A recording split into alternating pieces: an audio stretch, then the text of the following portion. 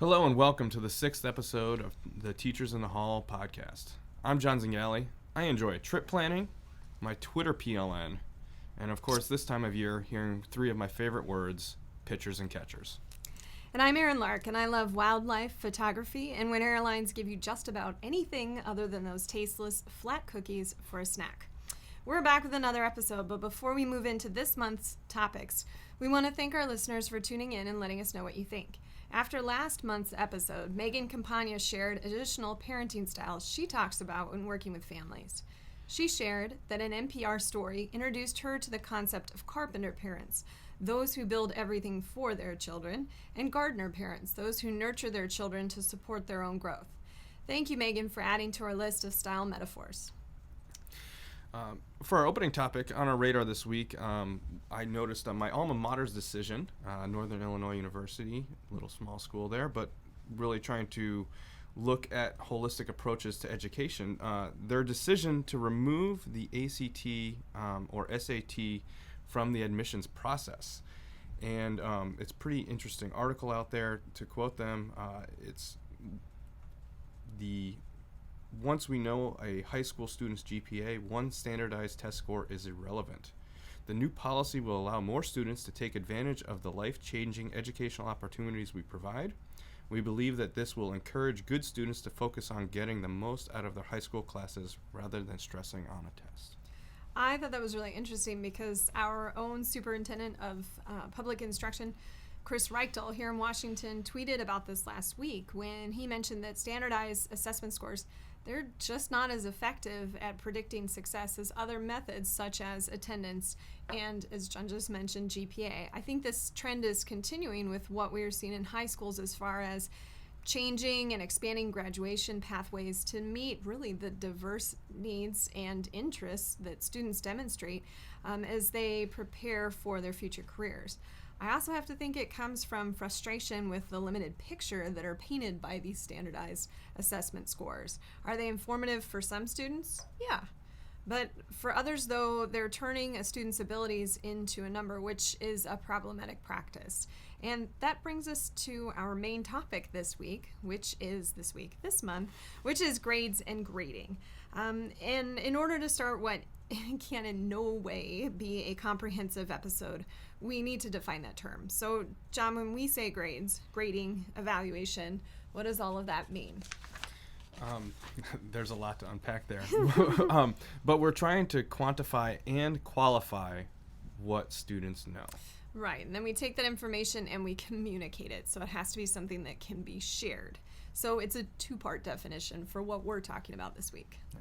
And I think we need to have that definition because no matter what system you're in, standards-based grading, traditional grading, skills-based grading, competencies, etc., you always come to the moment, oh, here's the student's grades. Like, what is that letter grade, in air quotes there, and why do we need it? For example, when students move schools, their former teachers have to send grades along to their new teachers. But what does that letter or number mean? Like, what does that mean to the new teacher that gets that? Just simple letter grade? And what does that mean to us as teachers when we get in new students and see a letter grade? I know I feel that way when we have a student that leaves and we have to report. It could be any point during the year when that change is coming in their lives, because I know that's the first thing sometimes that's seen, and this child that I've been able to know in some small way is so much more than that. And I feel like that's not the way that we can best introduce students to a new spot, especially if going through the trauma of a move. And then here's how people meet you. It's through these letters. And I can't help but feel that in that situation, we're failing at that definition of grading and communicating because the letter doesn't do it. It doesn't create a list of strengths. It doesn't communicate what they're working on. It doesn't share great anecdotes about that student. It's just an first impression that doesn't seem right. Yeah.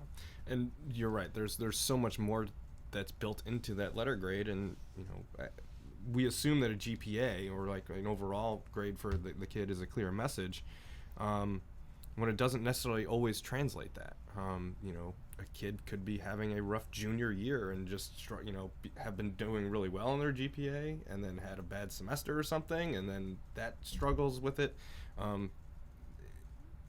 kids need to be more than just a number. And I also have to question, of course, the end recipients of grades. So who are they for? Who reads them? Who wants to know? Who waits for them? We know that can be families in some cases, not all, teachers, colleges, but are they ever really useful for employers? Because that's where you're going to spend the most of your time in most situations, is not with the families, the teachers, or the colleges. It's in that career with those employers that you're with.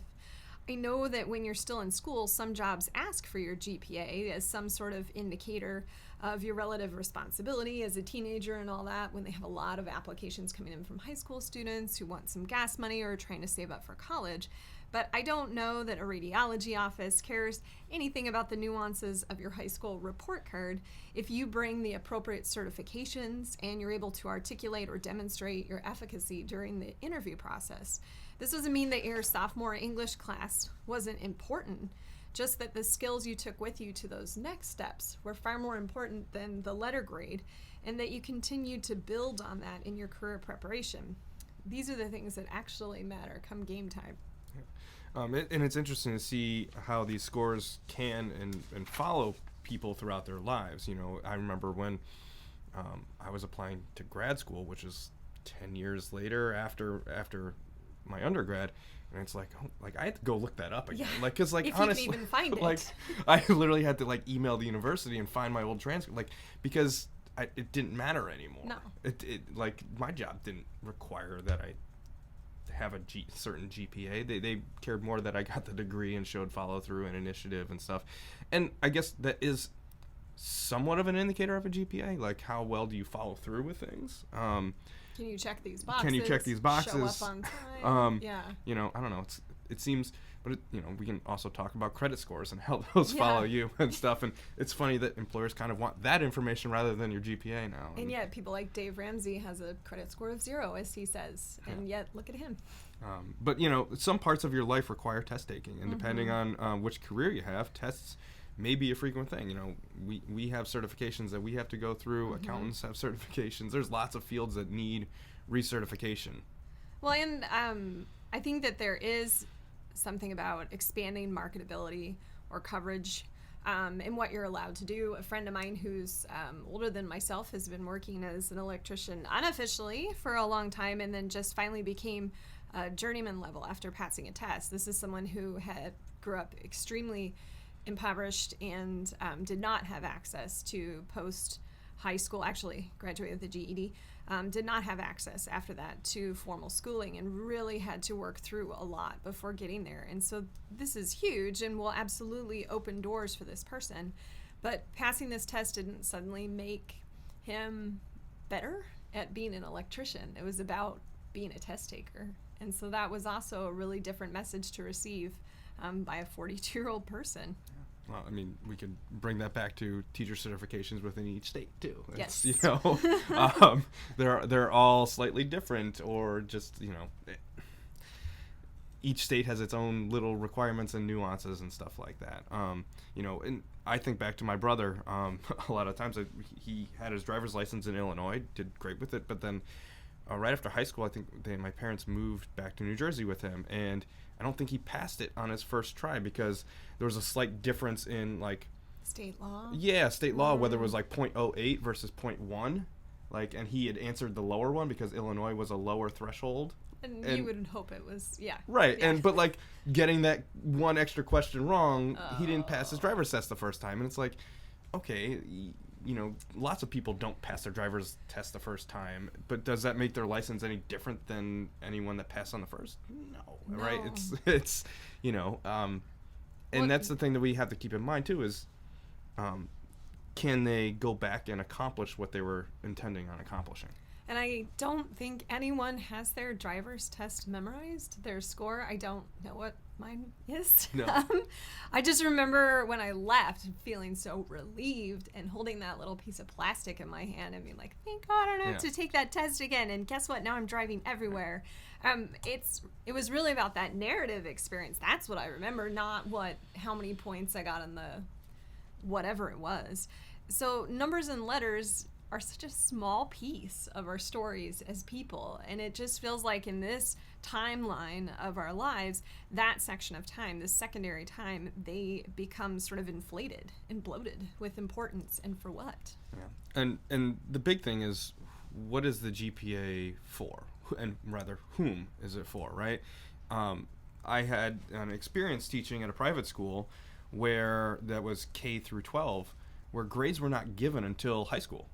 Like when I scored and gave feedback in middle school and report cards, it was report writing. We had to write a page and a half about the skills, things they did well, things they need to grow on.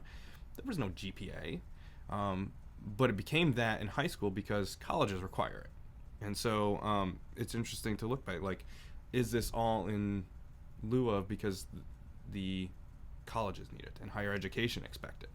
Well, and that's a telling thing also, because your grades affect the cost of your college too. So if you received a grade and let's say it was on some sort of objective means and it's an accurate representation and all of that, you could or could not be eligible for scholarships or get access to AP testing and things like that. And the problem with that is, of course, the systemic inequities that are making those things out of reach for people. And when they're based on GPAs and grades, and depending on how those are derived, the big strides we're making, there's still all of these realities blocked for people. Yeah. And college is costing, as we know, it is skyrocketing. And so we have to do something about this situation. Right. And I think I'm going to go back to the NIU piece here. It says, this new policy comes from a deep commitment to making a college education both accessible and equitable for a broad and diverse student population. Because, it was weird. Like, I don't know, you try to take pride, and people are naturally competitive. And so, like, my GPA was okay, but I didn't qualify for AP tests. So, like, I don't know, those kids always had like a higher GPA. It was like a 4.4 right. out of a 4, like, and I'm just like, what? But I was also working full time. Like as a sophomore, like, your life gets in the way, or you have other things that you need to do. So you can't concentrate in on some of those things. And so how can you kind of level the playing field for a lot of kids that maybe don't have access to an AP test, or, have to work and take care of family and do these other things in their lives and kind of be adults at a much younger age. Well, and as you and I have mentioned before, we come from places of privilege. Mm-hmm. And so if we're, you identified a struggle that other people don't even get the chance to have that struggle. Right. It's, and if we go back and we think historically about what the purpose of school was, maybe still is, it was to create a workforce. Schools were invented in the late 1800s when America was going through industrialization, and we needed a more consistent workforce. And so that's why desks were in rows and tests were given, and they came up with this idea of, subjects at different grade levels, and you move your learning forward that way. But as our economy shifts from industrial to service, is that this still the same needs, or do we need to work more on the soft skills of communication, collaboration, knowing how to go out and research things and find answers and critically think, rather than just regurgitate things, because we're not working on just an assembly line anymore. As much as some people want to hold on to this manufacturing idea of what American is, idea of that America's a manufacturing economy, we're not anymore. And you mentioned the purpose of public school and when that started, and then we even think about the private schools. So we did some research and found out that grading, they think, started in the United States at Yale in 1785, when the president took the 58 graduating seniors and divided them up completely subjectively into 4 categories, basically listing the best, the second best, the inferior, and the worst. And it just was an absolute, here's what I think, not anything that was objective or based on any sort of measurement that makes sense. And so I think it's also problematic that since the beginning, grading has been an issue when we look at the variables at hand and think about what we can control and what isn't controlled to determine what it is exactly we're measuring when we report out this sort of score representation, and how good of a job we did at that measurement. Especially knowing that employers want skills. I mean, once again, you and I come from different backgrounds. We come from the private sector first, and like that's the type of stuff that I would ask in interviews. Like, how are you personally? Can you communicate with people? Can you, do these, skills and interact with other human beings? I know one of the things that's interesting for me is, I read the book, like How Google Works, and it's fascinating to me see how they do an interview process. It's so different than even a lot of employers do. But they take a lot of value in this person-to-person interconnectiveness and being able to problem solve and think on your feet quickly. And they ask really bizarre questions. Like it's How bizarre? Is it like Larry King when he interviews people? But like I'm blanking on It's a them Monday right morning. now. It is a Monday morning, but it's not just always these like, can you do this? Do you have that little bit of information? You don't have to hire someone or apply for a job in your major, right? Like you can apply for something even though you majored in something differently. So we want our measurement system to report on skills.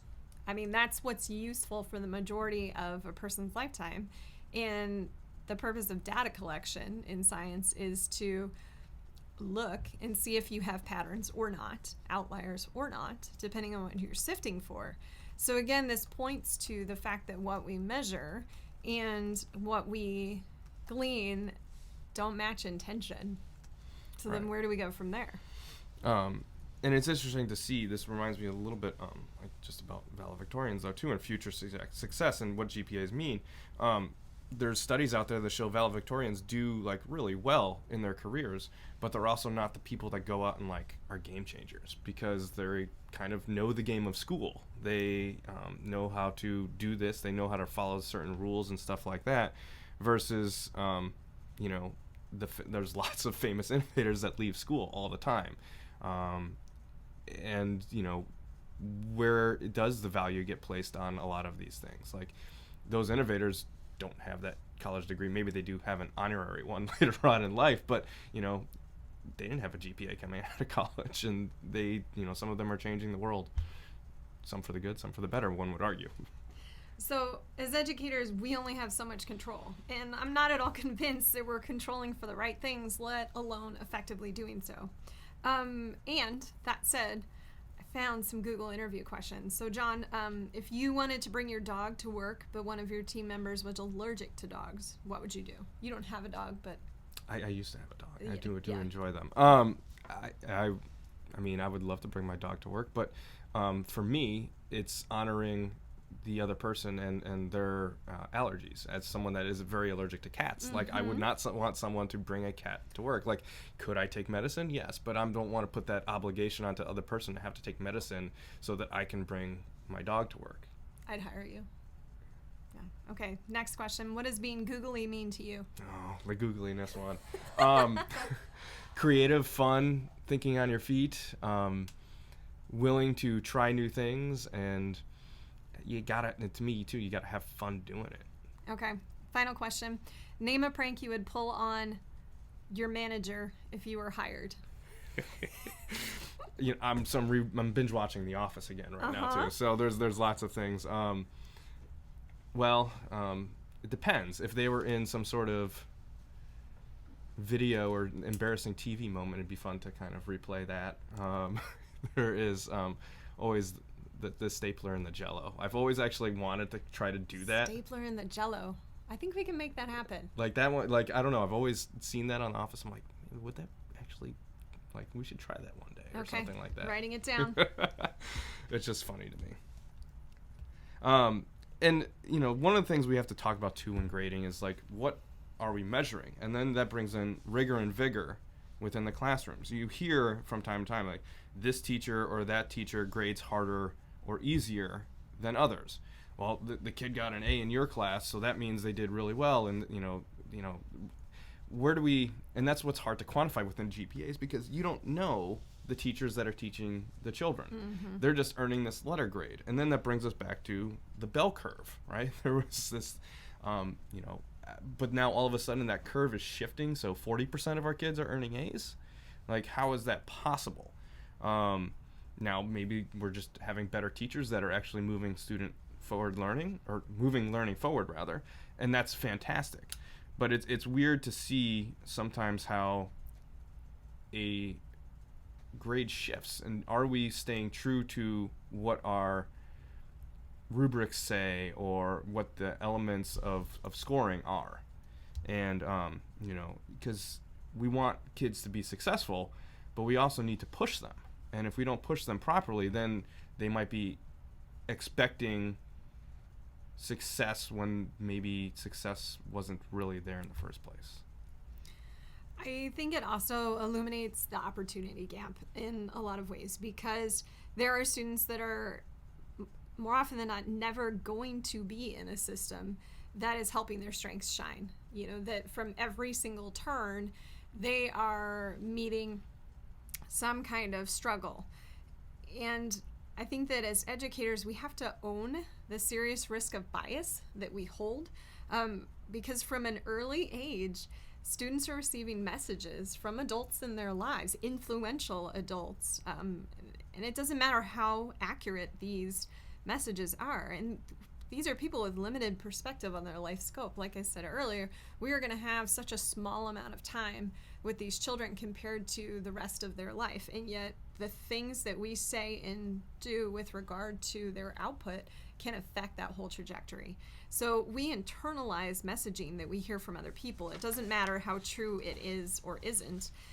These people to whom we're supposed to grant authority over lives in ways that extend far beyond their involvement.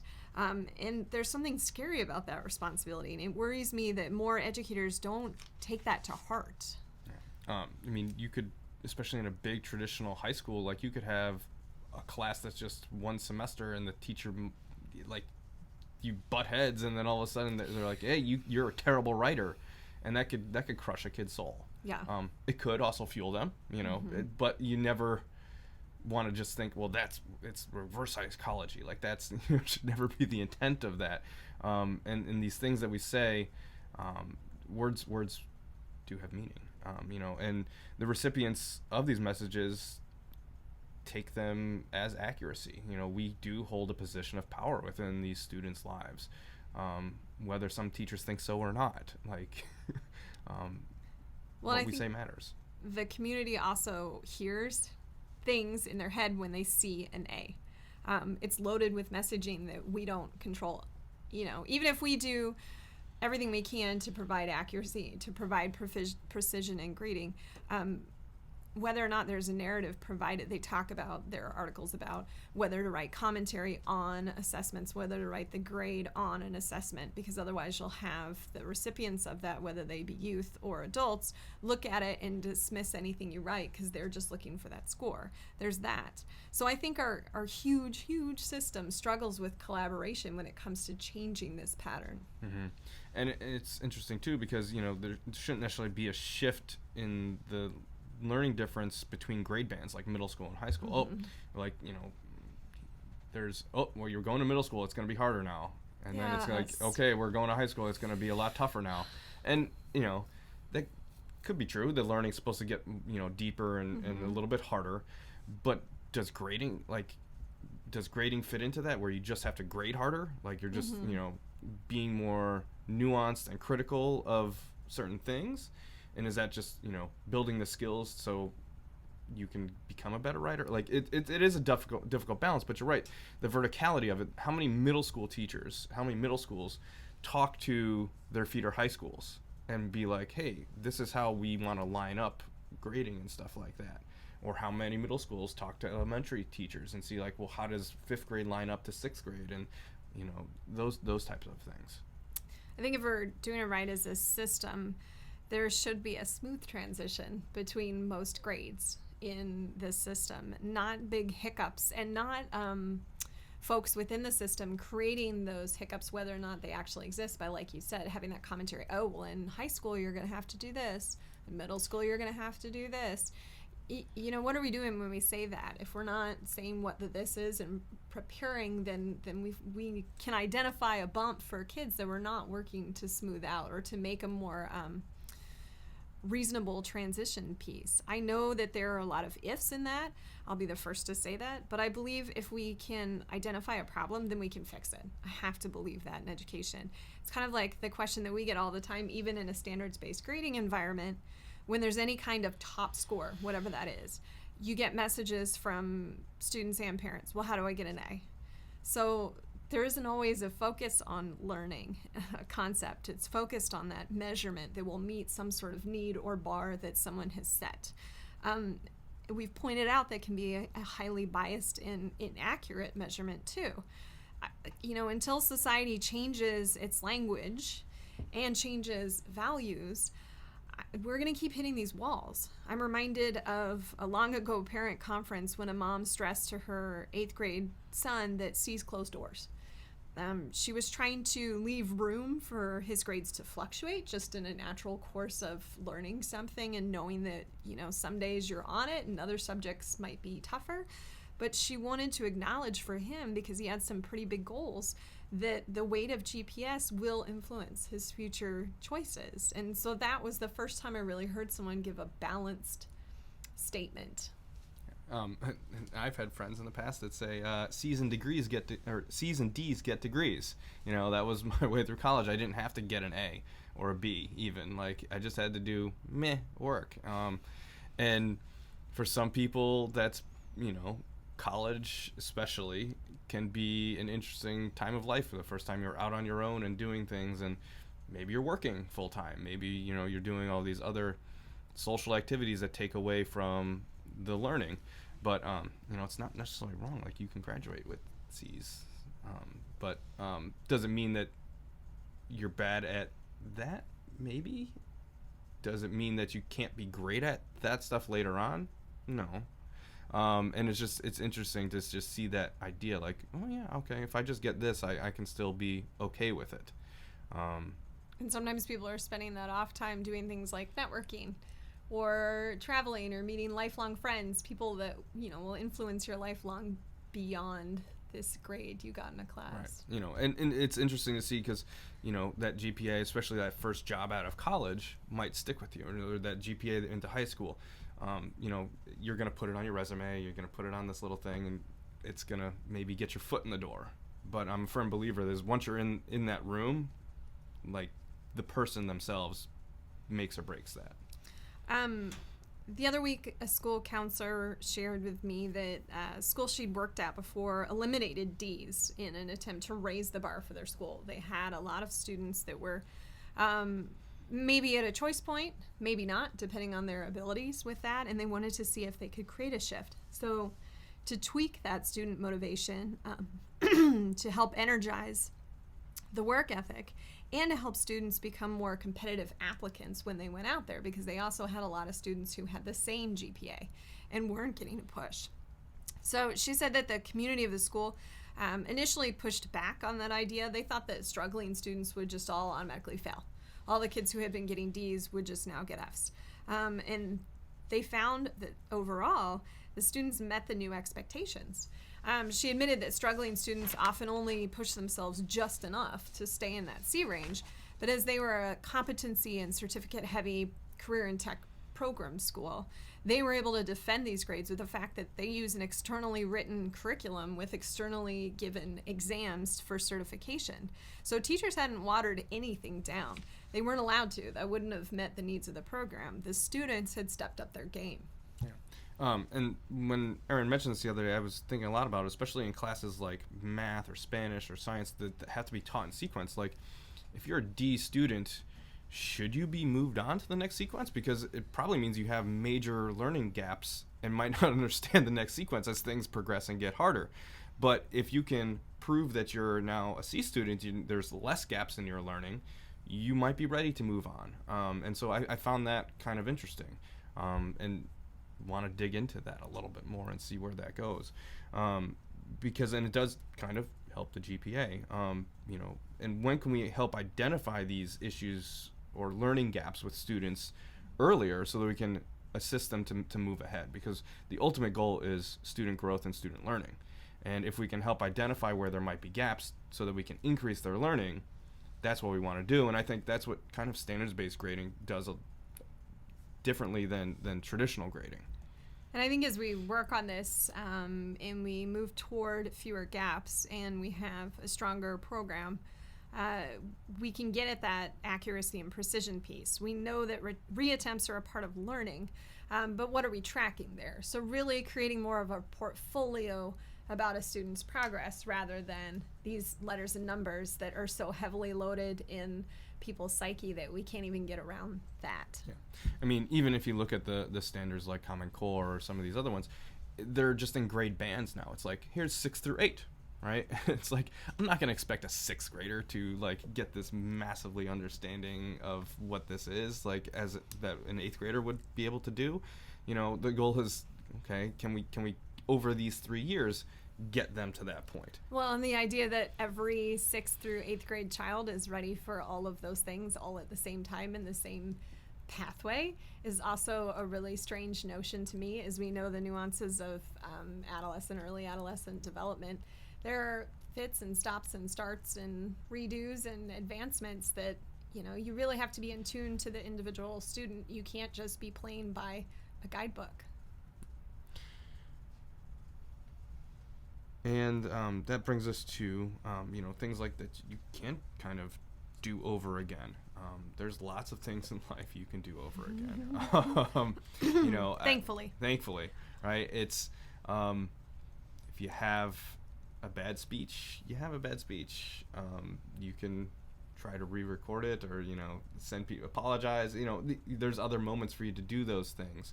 You know, if I have a bad lesson, guess what? I could probably do it again like a couple hours later, you know, and remake it up for it, and then go back the next day with those same students and be like, okay, here's where I messed up. Like, let's try to recorrect this. Teachers are not perfect. People are not perfect. We make mistakes. We fail, and the objective is to identify those and grow from them. Because if we don't identify and grow, then we're moving backwards. And we need to model that journey to mastery, that it is something that's not smooth and not perfect, and we make mistakes, because then we are showing young people that this is a natural thing that you'll do forever, and it's how you work through it. And I think as part of that, what we could be teaching that would be beneficial is the idea of opportunity cost.